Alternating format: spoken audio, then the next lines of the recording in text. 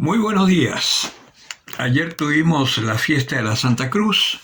Hoy tenemos otra fiesta importantísima que es Nuestra Señora de los Dolores. Y no podía ser de otra manera porque está tan asociado el dolor de la Virgen María a la cruz de nuestro Señor.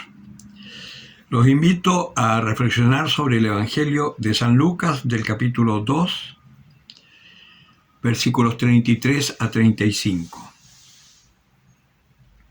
En aquel tiempo el padre de Jesús y su madre estaban admirados de lo que se decía de él. Simeón les bendijo y dijo a María, su madre: Este está puesto para caída y elevación de muchos en Israel, y para ser señal de contradicción. Y a ti misma una espada te atravesará el alma, a fin de que queden al descubierto las intenciones de muchos corazones. Palabra del Señor. Duras palabras escuchamos hoy y nada alentadoras en relación a la presentación del niño en el templo. Se suponía que llevaban a Jesús para presentarlo en el templo y hacer la oblación que había que hacer por cada hijo que naciera, que Dios diera, y ellos van para cumplir con eso. Y esta profecía es terrible porque le está hablando de esta espada que atravesará el corazón. Pero normalmente nosotros, como yo les decía al principio, esta fiesta está muy asociada al misterio de la cruz, y es este dolor de ver a su hijo crucificado, pero no solamente es ese dolor, también hay otra pasaje que habla de las 7 espadas que atravesaron el corazón de la Virgen. Si nosotros pensamos en nuestro caso, un hijo nuestro, que sabemos que es un hombre bueno, maravilloso, que se da a los demás, que trabaja por los demás, y que sin embargo es constantemente rechazado y perseguido y maldecido. Su hijo, un hombre que no comete pecado, que ha sido anunciado por Dios como el Salvador del mundo, como el Mesías esperado. Ella que sabe esto porque el ángel se lo dijo, resulta que Simeón le viene a decir, va a ser división y rechazo, y así fue. ¿Se imaginan el dolor de la Virgen viendo cómo rechazaban a su hijo y no era aceptado y era perseguido por los mismos jerarcas de la iglesia de ese pueblo del cual él era el Salvador y Redentor? Esos son los dolores de la Virgen.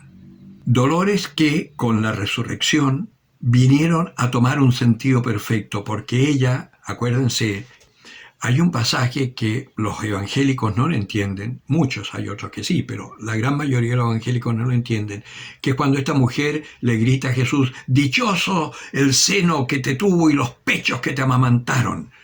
Y Jesús dice, más bien dichosos los que escuchan la palabra de Dios y la cumplen. Y los evangélicos dicen, ven, María no es importante. Todo lo contrario, lo que Jesucristo está diciendo, que María es más dichosa no por haberle tenido y por haberlo amamantado, es dichosa porque escuchó la palabra de Dios y dijo, hágase en mí según tu palabra. Y es la primera discípula del Señor, es la primera discípula de Dios. Y que gracias a eso pudo tenerlo en su seno y pudo amamantarlo. Es dichosa por haber escuchado la palabra de Dios y por haber dejado que esa palabra actuara en su corazón. Eso es lo que tenemos que hacer nosotros. Porque estos dolores de la Virgen son nuestros dolores en la vida. Dolores que en principio muchas veces no tienen sentido, nos angustian y nos desesperan. Pero si lo miramos desde la fe y si aprendemos a tener ojos de fe, como María, que la Escritura dice, no lo entendió, pero lo guardaba cuidadosamente en su corazón.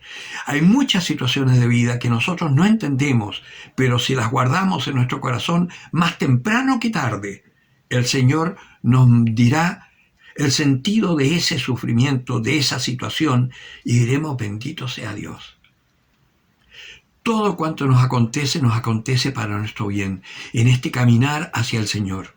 Y el Señor en este caminar nos va educando, nos va entrenando para poder entender el misterio de la vida. Pero si nosotros dejamos que su palabra actúe, ustedes comprenderán que cuando el ángel le dice a María que va a ser la madre del Redentor y ella todavía ni siquiera había tenido relaciones con José, Ella dice, ¿cómo es esto si no conozco a Aarón? Le dice, no te preocupes, el Espíritu Santo te cubrirá con su sombra. A nosotros el Espíritu Santo también nos ha cubierto con su sombra para poder llegar a ser hijos de Dios. Y si el Espíritu Santo pudo engendrar en María Virgen a nuestro Salvador, ¿cómo no va a poder engendrar en nosotros un cristiano para poder ser luz para las naciones, poder anunciarle el amor al mundo? Por supuesto, pero dejémoslo. Si el problema es que nosotros seguimos insistiendo en hacer las cosas a nuestra manera, según nosotros creemos, y nunca pensamos, ¿qué quieres tú de mí, Señor? ¿Qué quieres que haga hoy, Señor? Muéstrame el camino. Y vas a ver que si lo haces y empiezas a rezar al comienzo de tu día y a decir sí como María, el Señor hará maravillas en ti. Y también podrás proclamar su grandeza como lo hizo la Virgen, como lo hizo Ana cuando tuvo a su hijo, la estéril, como lo hizo Sara que rió. También nosotros podremos ver una gran fecundidad en nuestra esterilidad. Tenemos que dejar hacer al Señor. Y nuestros dolores, nuestros sufrimientos se convertirán en alabanza y gloria, para mayor gloria de Dios y para la salvación de los que nos conocen, que podremos decirle con total autoridad, Dios existe, Dios te ama, Dios tiene el mismo poder hoy que ayer y quiere salvarte, quiere que conozcas la vida eterna. Y lo podremos decir con toda la fuerza de nuestro ser, porque lo hemos experimentado. Y ya, como dice la Escritura, no necesitará un hermano adoctrinar a su hermano, porque el mismo Dios será quien lo adoctrine. Llegará un día en que ya ni siquiera podremos transmitir por internet. No nos dejarán celebrar misa, no nos dejarán reunirnos, nos perseguirán. Pero si tú has guardado estas palabras en tu corazón, el Señor te moverá. Yo les digo, sinceramente, yo me siento muy pobre, pero yo sé que el Señor habla por mí. Y cuando ustedes me dicen que mis palabras les tocan, digo, bendito sea Dios, porque eso no es mío, eso es del Señor. Cuando digo alguna burrada, esas son mías. Yo soy así. Y que además aprovecho ahora de agradecerles el ánimo que me dan. Prepárate, métete a una comunidad catecumenal. Es el momento del catecumenado para hacer madurar a esta iglesia que aparentemente está estéril, que tienen miedo que nuestros obispos no se atreven a hablar. Pues si no hablan ellos, hablemos nosotros. Pero preparémonos para también poder apoyarlos, porque muchas veces, y yo lo sé por experiencia, los sacerdotes, los obispos están solos y el demonio hace estragos. Si yo no tuviera a mi comunidad detrás rezando por mí y a las comunidades de religiosas que rezan por mí, especialmente a las carmelitas de Puerto Montt y las carmelitas de Santiago, las clarisas de Pucón, en fin, si yo empiezo a enumerar todas las monjas que rezan por mí, no termino nunca. Pero si yo no los tuviera, no podría vivir solo. Estoy con el Señor me sostiene y la oración de mis hermanos. Así tenemos que aprender a vivir en comunidad, que es el futuro de la Iglesia. Pequeñas comunidades, como decía el cardenal Ratzinger antes de ser Benedicto XVI, pequeñas comunidades cristianas que viven en la fe, una iglesia pobre, humilde, silente, pero luz poderosa para el mundo. El que tenga oídos para oír, que oiga.